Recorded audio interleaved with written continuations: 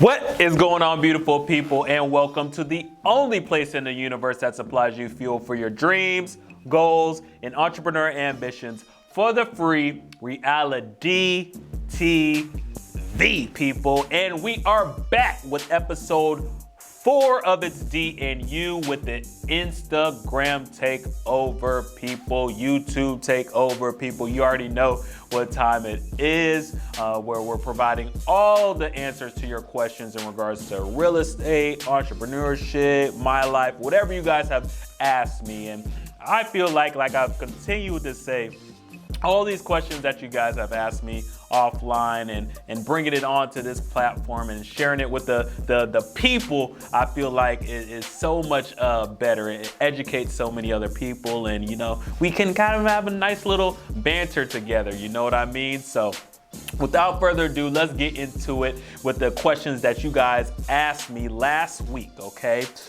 First and foremost, let's jump into Diante, man. You know, one of our strongest supporters of It's D and You, always showing love and providing, you know, some of the dopest questions we have on the channel.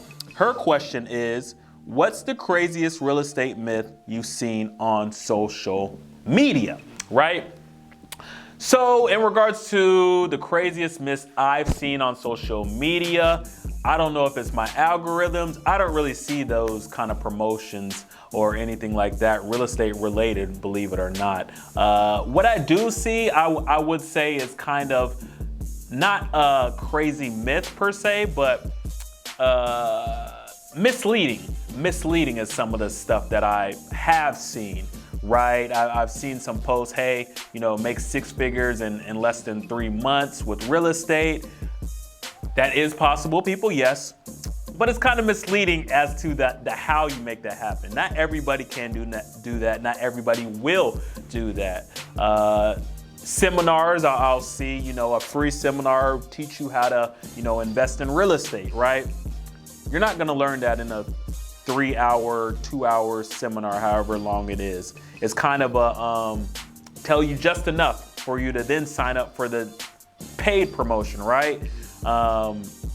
Just stuff like that is what I see a lot of in regards to real estate. Once again, these things, they will teach you how to do some things, right? But it's not necessarily how it's portrayed in my opinion. It's just a little bit misleading. So that's what I would say. Nothing too crazy. Next, we got my man Dub C, and he asked, what is your favorite anime and why? So people that do not know what anime is, for lack of better terms, it's just Japanese cartoons, right? Millennials like myself grew up with them. Many of you may be familiar with Dragon Ball Z.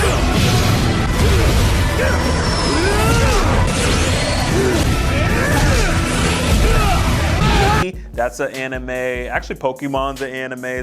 I wanna be the very best, like no one ever was. Stuff like that. So as we grew up, they never went away, you know, so we keep watching them. Me and Dub C, we be going back and forth with what we're watching now. To answer your question, my man, I would have to go with Hunter x Hunter.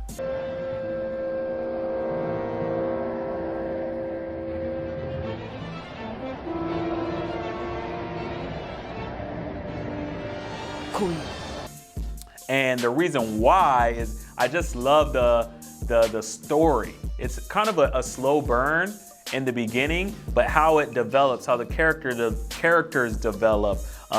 They're introducing the protagonists and the challenges and all of those things. It's a A1. It's an A1 anime. Definitely my favorite. And I think a little bit of what has to do with why it's my favorite as well is because we don't know if it's gonna be complete, right? So it's kind of that feeling like, dang, this is all I have right now. I value it so much.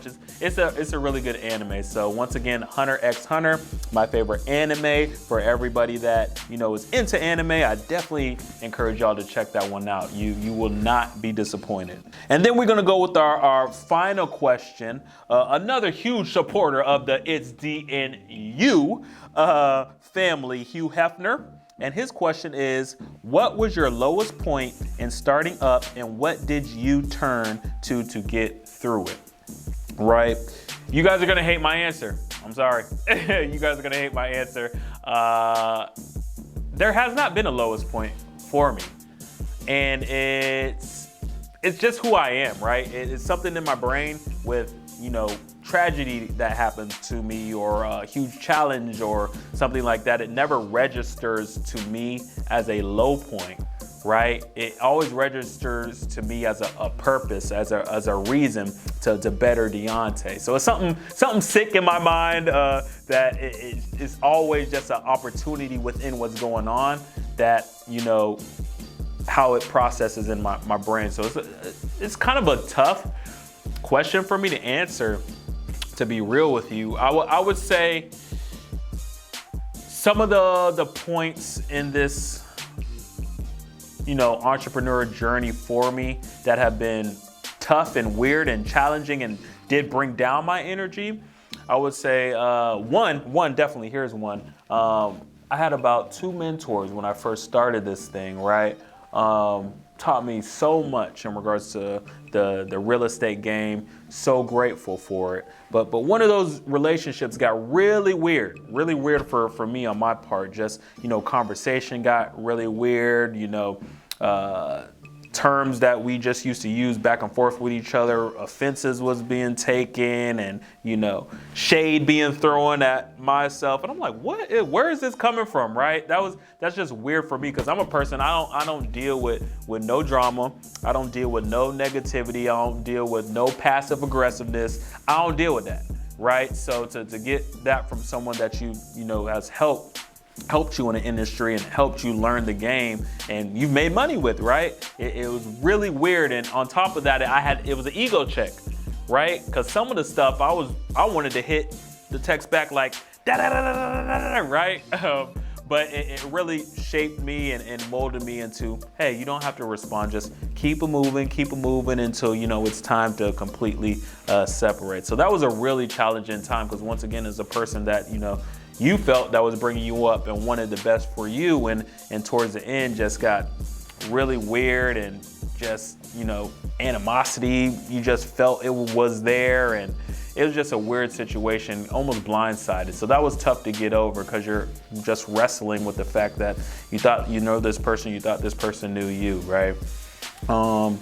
Also, here's a good one too. My past relationship, that was tough. That was definitely tough because I think I started this whole thing like going full balls to the wall, right when we started our relationship, right? So kind of the time factor was a huge issue for us, right? Of course, there were some other things that, piled onto it, but that was just a mainstay, always being brought up. And it was just tough to get over the fact that, dang, someone that you care about, right? And something that you yourself care about, in addition to this person, is the friction, right? So it's like, what do I do? What do I choose? And just getting through that and going through that breakup and really realizing, okay, how to communicate what you want, what you expect out of not only your person, but yourself is pivotal and key. And staying principled, right? That's what I got out of it, right?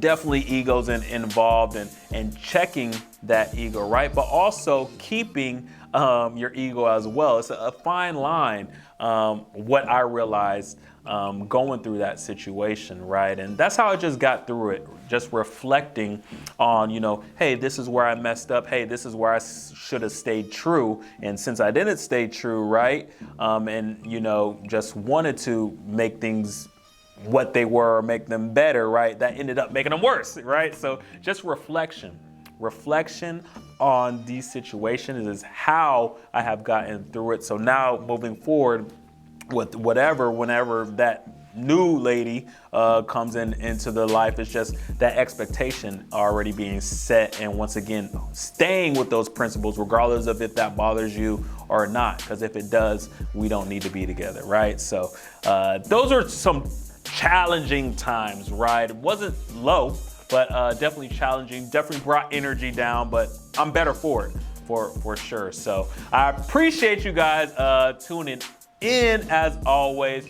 Drop comments in the comment section below, all right? And what I want you guys actually to comment on, right? What myths are you guys seeing out there in regards to real estate? I'm really curious to see what you guys are seeing and wanting to know if they're true or not. Also, continue to send those questions in so we can have them for the people to share. And don't forget to dominate, right? That's very important. Don't forget to dent the universe, right? And never forget to tune into Reality TV, people. You know that's the place you want to be, all right? Peace.